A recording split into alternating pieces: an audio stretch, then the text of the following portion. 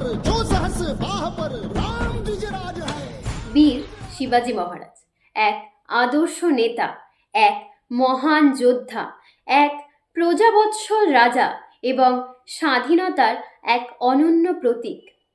আজ তার জন্মজয়ন্তীতে আমরা জানব তার আদর্শ এবং মহত্বের কাহিনী। দিনটা 1630 সালের 19শে ফেব্রুয়ারি।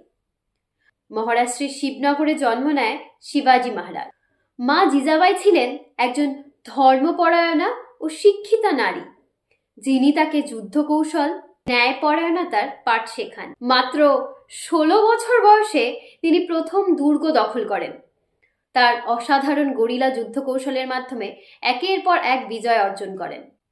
তার প্রশাসন ছিলেন সুবিচার, ধর্মনিরপেক্ষতা এবং সাধারণ মানুষের কল্যাণে নিবেদিত।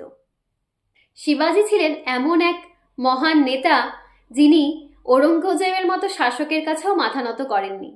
তার ধূর্ত কৌশল এবং বীরত্ব মোগলদেরও হতবাক করে দিয়েছিল। 1674 সালে রাজ্য অভিষেকের সময় শিবাজী মহারাজ ছত্রপতি উপাধিতে ভূষিত হন।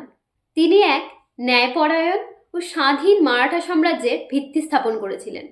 শিবাজী শুধু এক মহান যোদ্ধা নন, তিনি ছিলেন এক আদর্শ শাসক। তিনি নারী সুরক্ষা, প্রশাসনিক দক্ষতা এবং কৃষকদের কল্যাণের ওপর বিশেষ গুরুত্ব দিয়েছিলেন। তার শাসন আজও ইতিহাসে এক স্বর্ণালী অধ্যায়।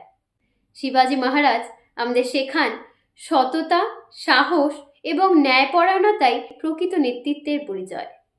তার জন্মজয়ন্তীতে আমরা তার আদর্শ এবং মহত্বকে স্মরণ করি এবং সম্মান জানাই।